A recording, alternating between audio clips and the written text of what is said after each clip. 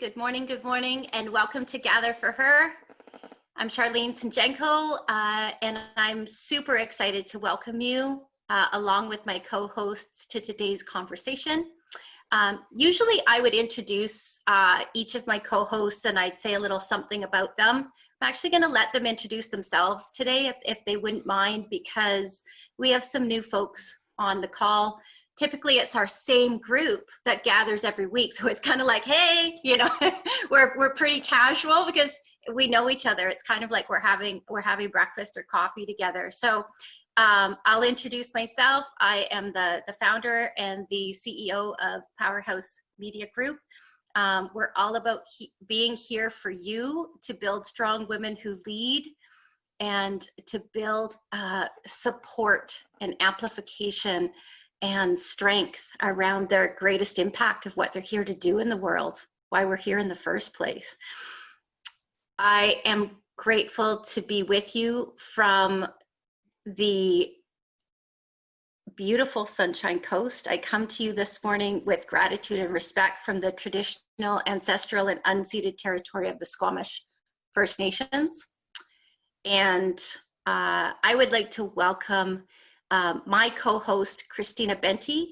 And just before I ask Christina to introduce herself, I'm going to let you know that to me, Gather is a weekly conversation where we come together intentionally, super intentionally, to create a container for the sharing and exploration of collective wisdom. And that's what it means to me. It's like coming together with my very best girlfriends to have like a really quality conversation and see what comes up. And so it's, yeah, that's the opportunity that we're looking to create. Good morning, Christina. Good morning, everyone. And I'm phoning in from Golden, BC. And I welcome to all the new faces. I'm thrilled to be here. I work as a performance coach with elected officials, particularly local governments. And I work on sustainability practices. And I'm super excited about this conversation this morning, particularly because one of the things that you said, Dianne, that's been really resonating with me is we owe our children, we don't owe them an economy. We owe them clean air, clean land, and clean water. And so that just sits with me in terms of sustainability practices in my work. So you're going to be quoted often. Just so you know. And like Char said, these conversations, it's like a wisdom circle, right? Where we're learning from one another, where that iron sharpens iron. So reminding ourselves that we're together collectively, we're getting braver and wiser and smarter and stronger. So thank you. Thanks for joining us. Well, I think that means me. I'm Tina Overbury, or Tina O if you watch me on social media. And I'm a story tracker, a story collector, a story keeper. And when I say keeper, it's like my great big heart wants to hold the stories of us. I come to you from, and I'm really working on how to say this right, Nahualalam, which is makes me teary, which is the First Nations Aboriginal name for Bowen Island that's just been renamed or returned to its name, and beautiful on the Coast Salish Sea. I think of Gather for Her as the story of us, and it really sets the story of my week. In the gathering that happens here, it's like it gives me the pulse of what's up, like what's happening this week, and it centers around Gather for Her. I'm so happy to be here. Yeah, and so yeah, feeling blessed. Thanks, everybody. Hi, everyone. My name is Sharon Marshall, and I am here today as a graphic recorder. I will draw out the conversation at some time in the future. I'm here in Lanceville on the traditional territory of the Snuneymuxw First Nation. and the Coast Salish peoples. And I really look forward to these meetings every week, these gatherings. I think that they're very spiritual for me, and soul feeding. And I hope that I believe that each and every one of us that come to these gatherings walk away a better woman. And so, you know, I'm super excited to be here to listen to Dianne again, and to be a part of the conversation. And I look forward to sharing the Indigenous wisdom that I can gather from today's conversation. Thank you. Thank you to my co-hosts. Thank you for being here and for sharing and creating this experience with me. For those of you who were part of our fire circle a couple of months ago, you had a brief introduction to Dianne, and a fire circle are our quarterly gatherings that we have pivoted to from our live events. And for those of you that haven't, I will introduce Dee, and I will keep it short because we're going to get into so much more. Dianne is an award-winning Canadian filmmaker. She's a photographer, an author, and she's a multimedia artist. And she is she's just so much more than that, as you will learn. Our theme this month is modeling impact. Every month we have a theme, and I couldn't think of a more special guest who has been modeling impact for me daily since the day I met her 5 years ago. And she's impacted my life in a way that is almost not easy to explain. But for me, it was the unlocking of my own reconnection to my culture with a very special gift. And I'm happy to share a video with you if you ever want to reach out and hear more about that. Dee, I wanted to welcome you, and open heart. You've got 38 women that I want to intentionally invite them to send you like so much energy right now. And whether they know it or not, they are walking beside you as you're coming home. And I just need you to hear that. We're walking beside you as you're coming home from a 5-year, 24,000 kilometer journey. And we're really, really proud of you. Oh. And I just, I wanted to open it up because I know you've answered this question so many times in the last 5 years, but I'm wondering if your own words, you know, you could share with women who maybe don't know you. Maybe like they've heard a bit about this, but could you tell them in your own words, like what's going on for you right now, and what I'm talking about, what this journey even means? You're coming home after 5 years. I'd love to hear that. Sure, Char. Well, I mean, first of all, thank you for those very kind words. And yeah, we do have a pretty special connection. And you also have had a very large impact on me, and just learning to not travel solo. Right from the very beginning, I was like, I'm leaving, I'm going off by myself and looked into the woods. And you just stepped up with your powerhouse women, and I felt alone. I wanted to be alone, and you just didn't let that happen. So your medicine has always been your love from the get-go. And and here we are 5 years later. So it's a pretty beautiful circle, and definitely a very important part of this journey for me. So thank you for your kind words. Well, for those of you, I mean, I guess most of you probably do know, but the journey began for me 5 years ago on July 1st, 2015. I wanted to call 500 Days in the Wild. It was never my intention to actually finish the journey in 500 days. I don't think. I mean, I did leave on day one with a schedule that said, day one, 50K to this town, day two, 50K to the next town. And it was day 10, and I realized I hadn't even made day one yet. And that the journey wasn't going to be quite going the way I thought it was going to be going. And I made a bit of a ritual out of it. I burned my schedule, you know, in a little fire, and I let go of conceptualizing of this journey in terms of how fast or how hard. And in doing so, you know, started to take off the rabbit suit. That's what I like to tell people, is it was really a conversion from type A, I'm a rabbit, I gotta go, go, go, to put on the turtle shell and slow it right down and really think about why you're out here and what's going on. So, I mean, on the surface, I'm a filmmaker and I make adventure films. So clearly I was off on another adventure film. All my films weave Indigenous wisdom with science and technology.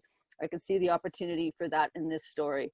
On a personal level, of course, it was much more than that. On a personal level, my spirit was broken. We go to doctors to heal a broken leg. We can go to a psychotherapist to help with our minds and reprogram our thoughts. But where do we go when our spirit is broken? And for me, nature's always been a place where I can reconnect to myself. You know, it's going home. I mean, if you're alive today, you can trace your ancestors back to the beginning of time. And so there has always been a very powerful connection between us and this web of life that we live with on this planet. So I set out to do that, but I also set out as a person of settler descent on my own journey of reconciliation. And of course, in light of what's happening today, I could never have predicted, you know, that, I mean, when I left 5 years ago, Stephen Harper was our prime minister, and they had no interest in even opening up an inquiry for the murdered and missing women. So we live in a very different world today than we did 5 years ago. And some of it I can see is, I find hope. I know it's a time of fear for a lot of people, but for me, it's a time of hope because change had to happen. We were living in a society that did not subscribe to an inclusive story that included everybody. You know, so it was definitely time for a change, and we're living a broken myth. You know, every culture has a story, and that story is supposed to support survival through myth. It's supposed to support survival, and clearly our cultural myth is no longer supporting survival. It's supporting destruction. It's non-sustainable. It's hard to see time as an eagle. We get like mice, you know, we become very focused on what's just right in front of us. But when you can look at the big picture, in the last 100 years, you know, resource extraction has been ramped up to the power of like 10,000, you know. I mean, it's just like things aren't happening the way they've always happened. There's been a huge change. And part of that has been because of our mindset. So I set out with the broken spirit. I also set out wanting to pay respects to the ancestors of this land. They built this trail to celebrate Canada's 150. I love Canada. I love this land. I'm glad to be a woman living here, but I also know that people have lived here for 10,000 years or more. And like a lot of Canadians, I felt a kind of a paradox of love and shame at the same time. So it was part of that was to address that, to try to heal that. I was lucky to have had the opportunity to go to Haida Gwaii before I left on my journey, and I met an elder, Vern Williams, and I told him of my next journey, and he gifted me his eagle feather, and he taught me how to smudge, and so and you know, it helped me move forward by suggesting that every morning on the trail, what I could do to honor the ancestors of this land is to smudge and pray for the murdered and missing women. I don't share that on the media. And a lot of people ask me why, because it's the soul of the journey is this connection to women. And part of the reason why this connection with Powerhouse is so powerful for me. And the reason why I don't always share that with people is because when we commercialize the sacred, it loses its meaning. It's okay to hold some things inside. It's okay, the things that really matter to you. They're not about, you know, I share this with you as a group of women around around a story and around a fire that we hold within us, but it's not normally something I would share. It's just something I do, and it helps me spiritually heal. If you want to heal yourself, you connect to other people who are in pain, and you heal collectively. So it's been very powerful. What I didn't realize when it set off with this very private thought of holding the space for these women in my heart was that it was actually going to shape my journey. I just thought this would be this little private thing that I walked around, you know, I carried with me and did every day. But I didn't think it was going to shape my journey. But 3 months into my journey, when I met this elder, Danny Paul, he's a Mi'kmaq elder in Member 2, Nova Scotia. And I said to him, you know, I'm traveling the old way. I'm canoeing, you know, I'm hiking, I'm snowshoeing. And he's like, Dianne, the old way isn't the way you're traveling. It's what you carry in your heart. The old way, when we did these journeys, as our people have done for thousands of years, with every step on the earth, we would say, the earth is sacred. The earth is sacred. With every stroke of the paddle in the water is sacred. The water is sacred. And that was my first lesson in a new mindset. And that's really what this piece of art is all about. It's about making a piece of art that inspires a reverence for the earth again. And it does so by teaching, as I learn, as I spend time in Indigenous communities, and I go not as a white savior, I go very humbly as a child. I have 8 years of university education, and I'm in kindergarten in traditional Indigenous wisdom. But captured there is a new mindset, a way of looking at the earth. And anything I share with you today isn't because I am intelligent. It is because I have been taught this, and I am passing this on or sharing it with other people. But, and it's been a very humbling experience. So many of the lessons, one of the greatest lessons, I know I have to stay on time here, Sharp, so just give me cues, but I'm such a storyteller, I get going. But one of the first lessons was, you know, on the Bredor Lake, 3 months into my journey. And here I was, you know, first contact, take 2. This time I'm a woman, I'm coming not to take anything, I'm gonna come to learn and listen. And I'm 3 months into the journey, all so proud of myself on this journey of reconciliation. And I get pushed to the shore by a big wind. And I see this red rock in this cliff, and I go and I start trying to dig this red rock out because it's so beautiful. And I just want to hold it in my hand. And I get it, it's a little red, it's beautiful. It's a red rock, it's in my hand. And I start walking back to the canoe, and I hear this little voice in my head that goes, leave the rock here. Leave the rock here. And then there's another part, probably my ego, that goes, no, it's mine, it's precious, I'm taking this rock. Anyway, I take the rock, and 20 minutes later, I have instant karma with the creator. So within 20 minutes, I'm back in the canoe.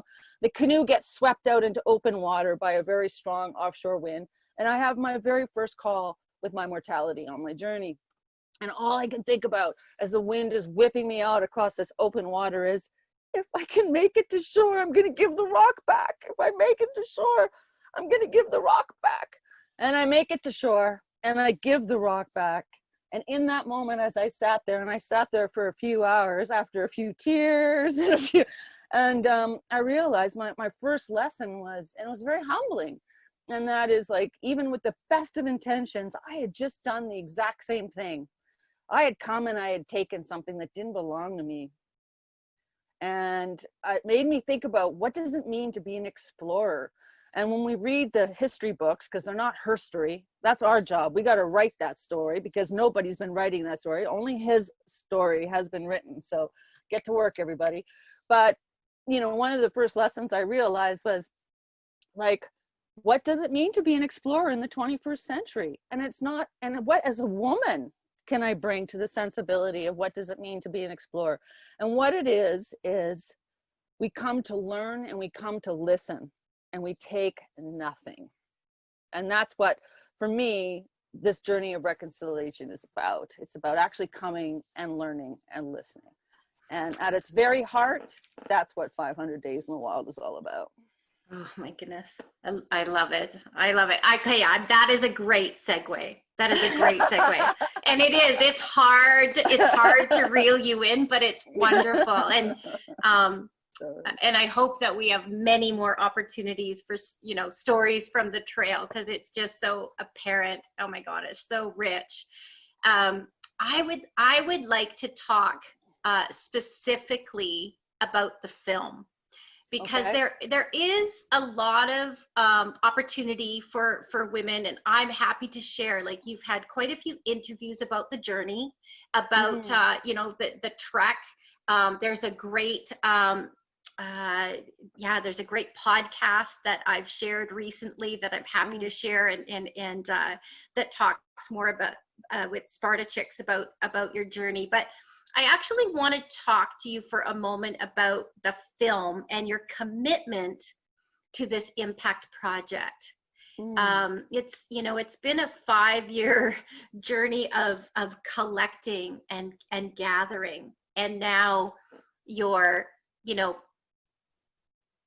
a little more than, you know, you're a bit more than 1,000 kilometers from home, and you know, in the new year you're actually going to start to create and this project. And I remember, you know, when I first heard about it and I first heard you talking at a writers festival, just there was something underneath, because I wasn't necessarily you know, a huge fan of independent film at that moment, but something hearing you talking about it, I was like, you know, I need to meet this woman. I bought your Everest book because I really wanted to get an understanding of the type of messaging you were trying to like tie together between impact and creativity and storytelling.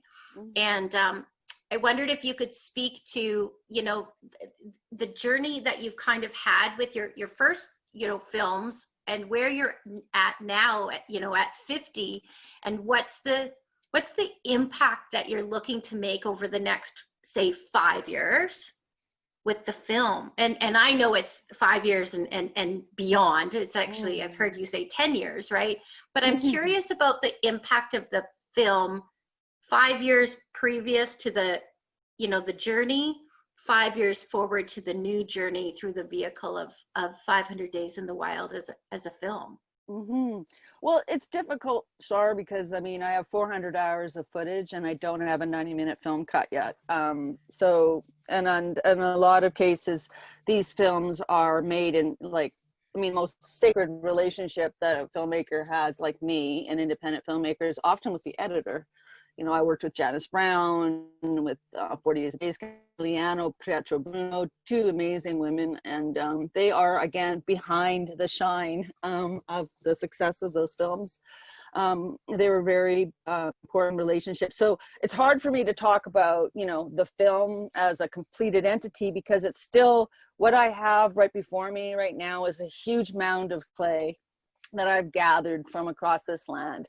And I think I'm going to carve a horse, but it might come out a unicorn, you know, like, I don't know, like, you start working with material and it takes a life of its own. And what we can know is that, like, again, it's because, you know, the art is very connected ultimately to what I carry in my heart, what I've carried in my heart on this journey. That usually is what comes forward. I mean, I guess as I get older, I was 50 when I began this journey. I'm 55 as this year. So for sure, you know, wanting to make sure that I have a sense of purpose with what I do. I've been, you know, being a storyteller, I never really realized just how powerful that is, because, you know, the stories outlive the concrete. They build buildings, they fall, but the stories carry on. There's something I just recently read in a book called Underland, and it's in Finland right now. They're trying to build a mine 1,500 feet beneath bedrock to hide nuclear rods and nuclear, you know, waste, basically. And they have to be able to hide this in such a way, and they have to communicate with the future. They need to leave a sign or something that says, please do not disturb for 250,000 years.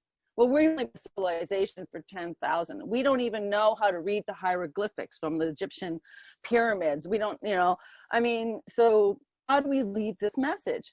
And he said that after, you know, they brought in graphic artists, scientists, they brought in people from all these disciplines. And what they realized is we have to create a story, because the only thing that's going to survive time is the story. This was very humbling. It was a very humbling moment when I realized the power of art. And film is the most, like, powerful artistic medium of our time. And so, you know, for me, bringing my purpose, well, my purpose is to inspire a reverence for this earth again. And I believe that, you know, for so many different reasons, I believe in the spiritual equality of women. I believe that that is connected to my journey. Like even, you know, right from Newfoundland, when I met the Mi'kmaq women, they were playing the big drum. And I asked them, like, I thought only men played the big drum. And the Mi'kmaq woman said, no, it's the 21st century. We're taking our power back. And in that moment, you talk about how does, you know, big ideas and faith and impact. Here's a perfect example of that. So here's these women playing these drum, and they're doing it to take their power back that was taken away from them hundreds of years ago when colonialism began. As they're doing that, all I can think about is Jimmy Carter. Why? What's the connection between Mi'kmaq woman playing a drum and Jimmy Carter? Jimmy Carter, ex-president of the United States, but all, like, you know, wrote an article 10 years ago, said why I'm leaving my religion. And it was all about because of the spiritual inequality for women within these institutions and the like absolute reluctance to change. And I realized that all these things are kind of commenting on the same thing, which is this need for, like, we have fought for economic equality, we fight for political economy, we need a spiritual economy. I'm out here trying to heal my spirit and nature. Nature is my church. This is an ecological pilgrimage, you know. It's like what's sacred is what we need for life. And what we need for life is, as I, you know, said earlier today, clean water and clean air and clean food. So for me, it's bringing my sense of purpose, and my sense of purpose is to protect the mother, to protect the earth, to protect the womb that holds us all. For all of our differences, you look at that picture from outer space of this earth, we are in a galaxy. I do not see any other planets I want to move to.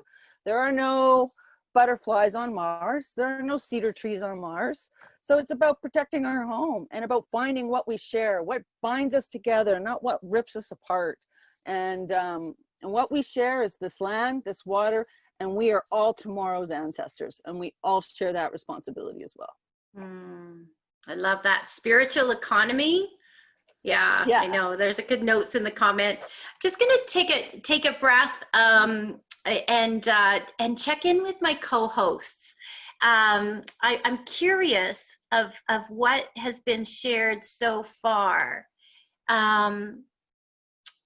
To, you know, I know there's been some amazing pieces, but I'm really curious what's resonated with you so far, and of what you've heard. And Christina, I'm just wondering if there's anything you wanted to explore a little further. I've actually been quite emotional through listening, right? I'm there's almost a wordlessness right now. Like I'm having a visceral experience, and I'm writing down so many words. And I think about my own, we always relate it back to ourselves, right? And we relate it back to our own work. And so I'm thinking again, my work with local politicians around sustainability and the fact that decisions are being made now for that are going to have this far-reaching impact. How do we remind ourselves of the sacredness of where we've come and where we're going? And I wrote, like, when you said give the rock back, I was just like I was hit by that. I wrote it down. I was like, give the rock back. And and I think about how important that is, the reminder that it is not us in control, right? And we love the idea of being in control, and from the sounds of it, so much of your journey is letting go of being in control and coming back to listening and learning, right? And boy, I struggle with how do we foster this in some of those institutions that were designed to serve people but no longer do. They have they're starting to actually do the reverse, right? They serve themselves and they don't serve people. And so I'd love, I guess, to hear your thoughts about that. More women in power. And you know what? I do not disagree with you. I think about this a lot, that women bring a very different quality to leadership that we're just, I think about my own experience as a politician and what it was like for me, just how much it's changed over the last 20 years and how much it needs to change. Right. Yeah, absolutely. And even as women, like, again, thank you. You're a very moving speaker. I think about myself too, and growing up, in the 1960s, and thinking, oh, but, I'm a woman and everything's fair, everything's equal. And I think that the role model I chose to emulate myself was my father, because he had the great job. He traveled around the world. My mom was washing kitchen floors. My mom was taking us to swimming lessons. It was a pretty unglamorous position. And so he just looked like he had the life that I wanted. And I think for a lot of women, those days of feminism were about getting access to the male world, getting access to what they had, the power they had. So we showed up at their tables, we learned their systems, and we haven't brought what it is that we have to bring to this table yet. And part of it is systemic. Racism is systemic. All you had to do is watch the Colin Bushy case. I mean, 12 white jurors was okay, but an Indigenous person on the jury meant that it would be biased in favor of the Indigenous. What? We have systemic racism. We have a system based on white privilege and white male privilege, precisely. I mean, 5% of the world population, that makes white men 2.5% of the world population. And yet, look at the Canada First Minister's photograph. Do you see it? There's no change happening here.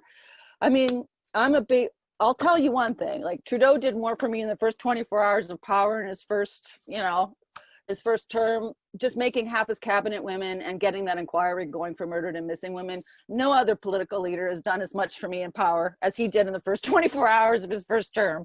So I'm grateful for that. But we do need to bring what it is to meet, and we don't even know, we're just discovering what it is that we can bring as women to this. Mothers, I mean, certainly the most evolved spiritual people I know are, because they've had to learn to put their needs not up front all the time. Apparently, traditionally in some Indigenous cultures, I know the Haida Gwaii for one, it was the grandmothers who always chose the leader, and they never gave it to the person that wanted it. They gave it to the person that didn't want the leadership, because that person didn't have an ulterior motive, right? So I think as women, what we can bring is the circle. We do live in a system that's a hierarchy from top down. That's why it's not inclusive. We bring the circle. We literally bring the womb to this thing. And you just look, there's something on social media circulating right now that caught my eye yesterday. And it was like, somebody posted, and it was pictures of like the countries that are dealing with the pandemic the worst. And they showed pictures of the leaders, and they were all men. And then the countries that are dealing with COVID the best. And there was all these pictures of women leaders. If you want to know what we can bring to the discuss, like there's a perfect example. Why? What's more important, the economy or people? It's a no-brainer. You are an elected representative. Your job is to represent the people.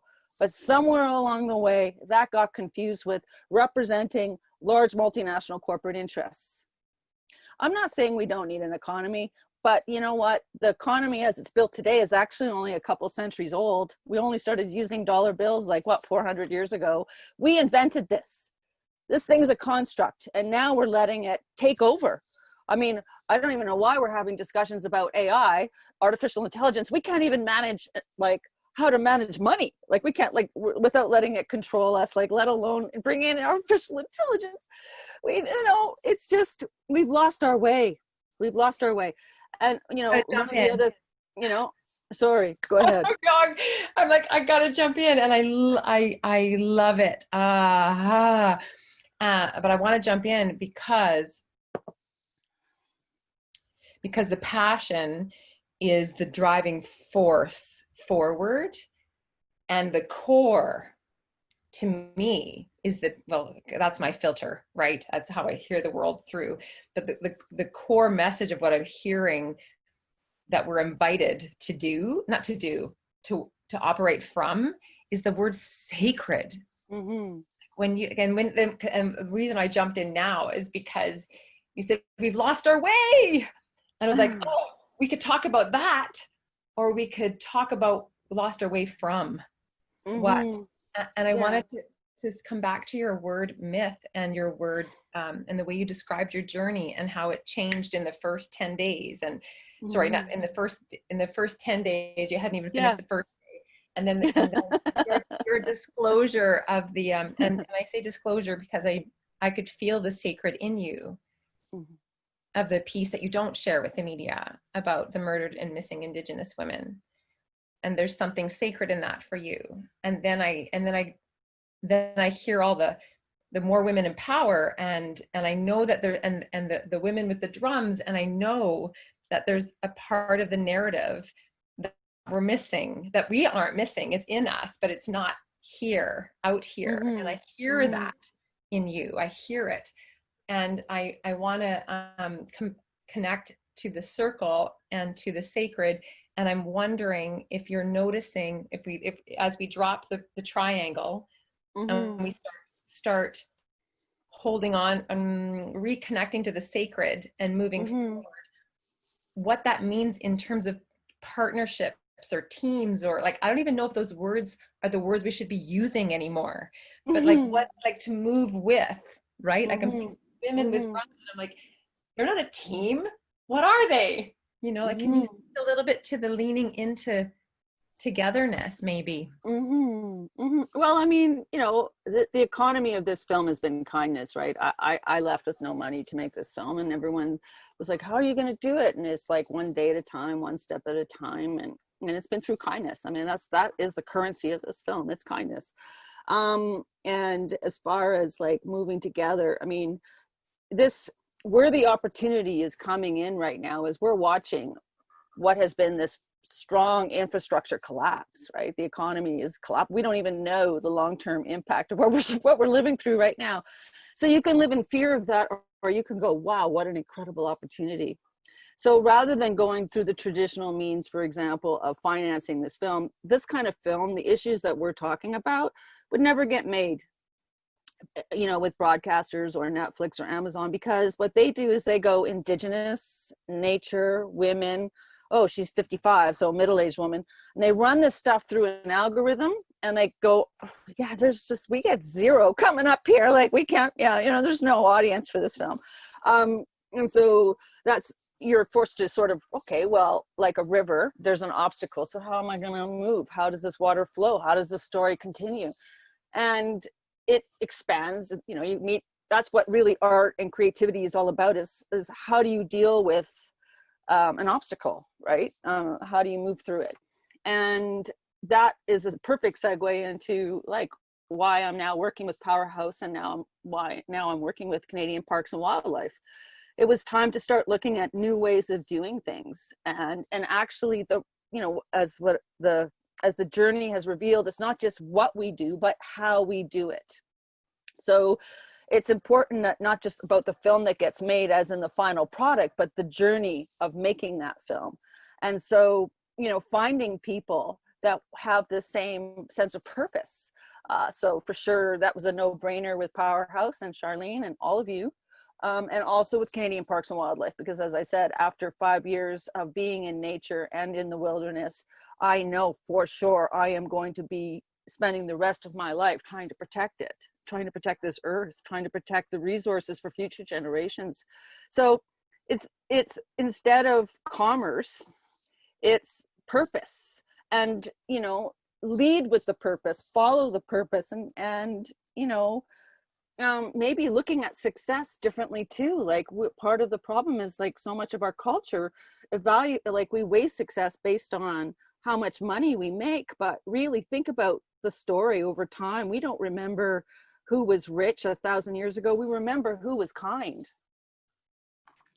We remember who was kind. So again, it's like, this is, as we move forward, this is all brand new territory, but rather than going after the money, I'm going after the relationships that are based on sincerity and a shared goals and a shared sense of purpose. We all want an inclusive story. We all want to do this within the framework of reconciliation, and we all want to see, a more inclusive story, more people at the table. And that's why, I've made the decision to collaborate with you and collaborate with Canadian Parks and Wildlife, and to do this differently. And in doing so, help one another, and support one another. And so new alliances, new ways of doing things, start thinking outside the box, and get back to the circle, break those walls down. I just wanted to add like a couple of details. Like I'm gonna circle us back to modeling impact. Because one of the things that I'm most proud of in terms of getting back to the circle is there is definitely a new way leading us forward. We can't continue to do things the same way and think we're going to get a different result.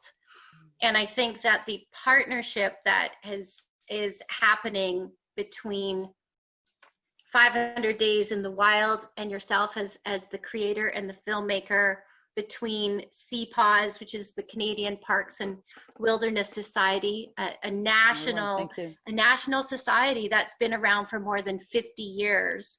And their whole mandate is speaking for a species and the land that can't speak for itself. So what a perfect partnership. But the partnership that we're talking about in terms of modeling impact is this circle can be a part of the creation of this film.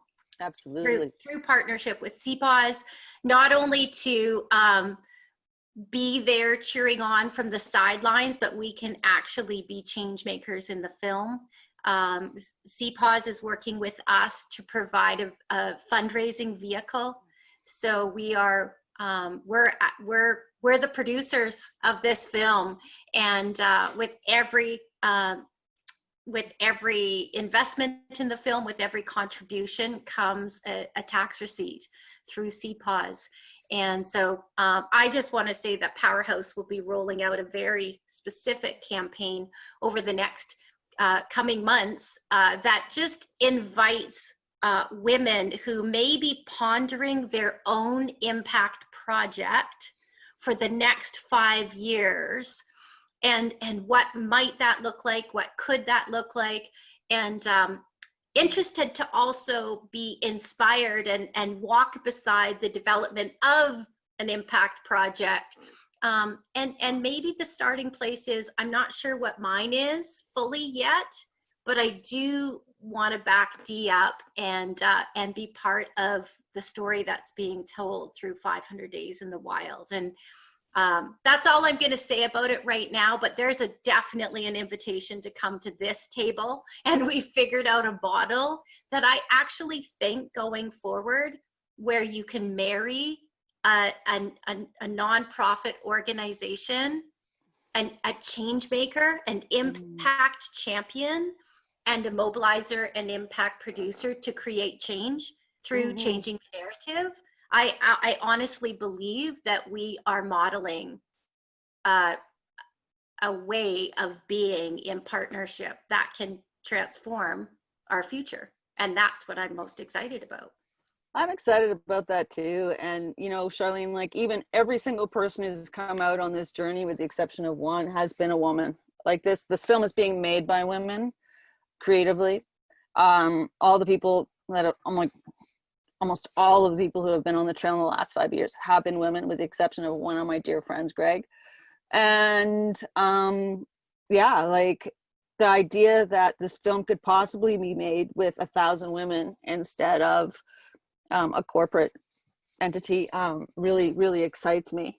And I think it's a way of even just bringing the circle instead of the hierarchy to the actual making of this film, where I just see all these spokes coming out, and together we've created this thing, instead of like me having to try to convince somebody that why this is important. And I don't, it is, I don't know of any, I mean, this might have happened for somebody else at some other time, but I know for me, this is brand new territory in ways of moving forward as a creative person and collaborating with other people. I've never done anything like this before in my life, but conceptually, I love it. And everybody that donates is going to get their name on this film as someone who's helped make this film. And it's, yeah, I just think it's many hands carry lighter loads. And so I really like the idea of and it's not about me. I never wanted it to be about me. What my role is if there's anyone to be made like a fool in this film, it will be me. I don't mind taking the brunt of that. And it's always been a very humbling experience anyway. It's been about trying to find a new way. And I don't know if like this is the way. It was only my intention to say, hey, I don't know the path to reconciliation, but I am so willing to share my journey on that path. And as I learn, we can all learn. And like I said, there's been like the story of The Rock, very humbling experience. You think you got it all figured out, only to realize that you don't, and you have to take it back to the beginning. But humility is a good thing. And also, I just would like to say too, the importance of hope. It's so important to find. That's what prayer does, right? Is that prayer converts fear into hope. And so it doesn't matter what you believe in. I pray in nature. Some people pray in churches. Some people pray, when they meditate. Find your way, but find your prayer, because when fear comes, when the self-doubt kicks in, when the uncertainty is, when the shadow is large, that's where you've got to go. That's where you've got to turn to. That's my trick out here. Every time I feel fear every day. But every time I do, instead of letting it take hold of me, I stop and I say my prayer. I smudge. I belt out 1,000 Hail Marys that I rewrote many years ago to make meaningful for me.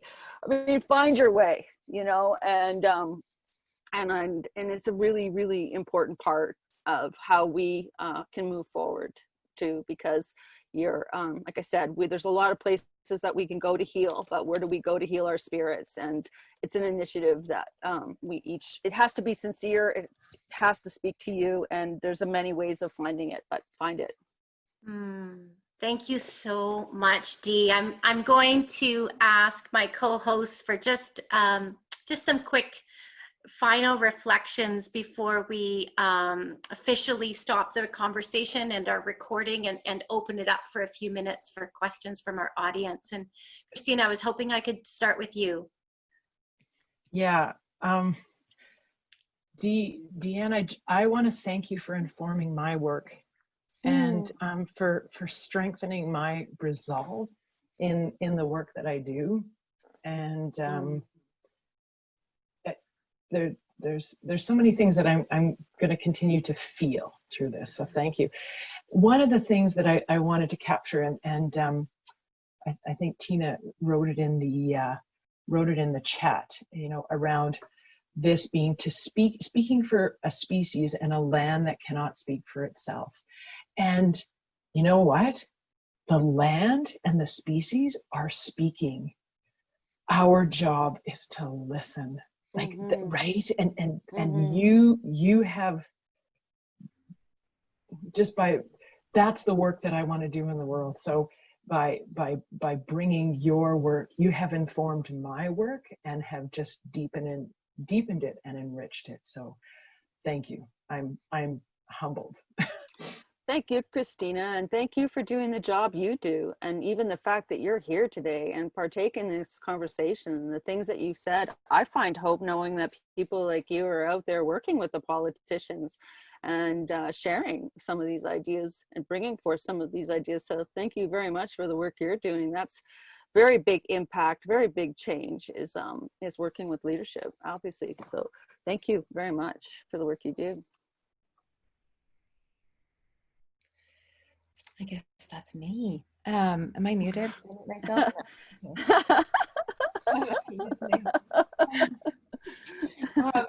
Normally final words are usually connected to, well, people have heard me say this, usually the very thing we need to say we've said in the first 3 minutes, and then we spend the next hour unpacking that concept.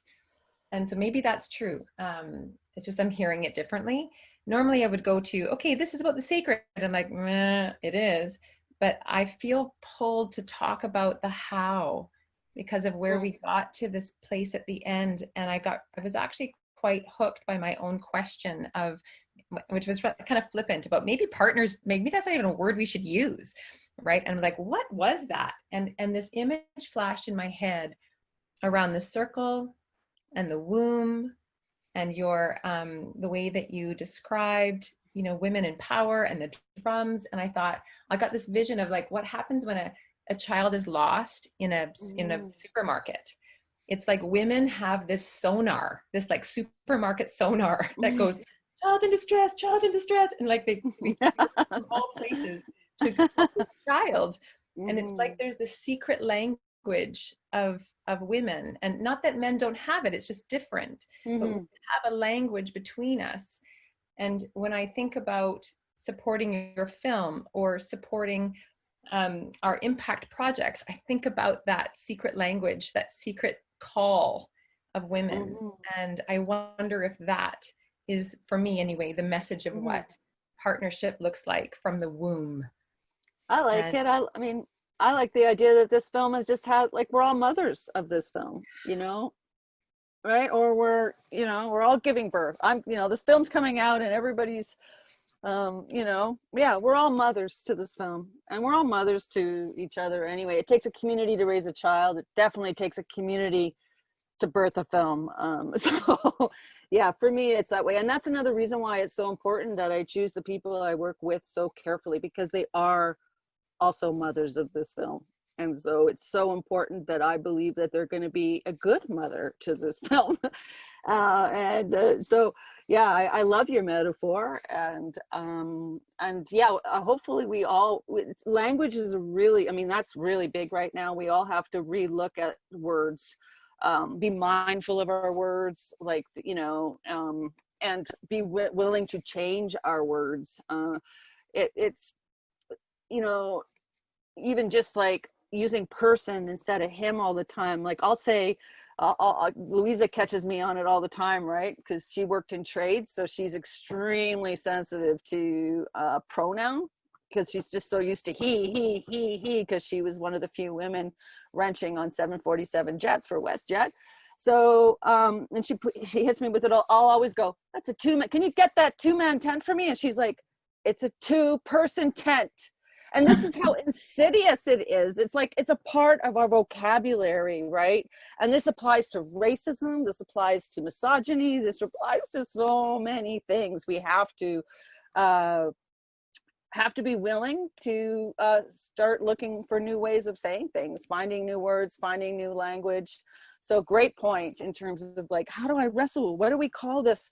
We don't need to know that right now. It's enough that it's a part of our discussion, and we start looking at that. We start talking about that. And like I said, it's time to write her story, and it has not been written yet. So it is our job, my job, your job, all of our jobs, and it's not that I don't respect his story. It's just, that's all I've heard. So I just like to hear hers too, and we have been artists, we have been warriors, we have been so many things that I don't read about in books, so yeah, it's time to change that. And it is going to be, it's going to come from here, it's the word, change those words.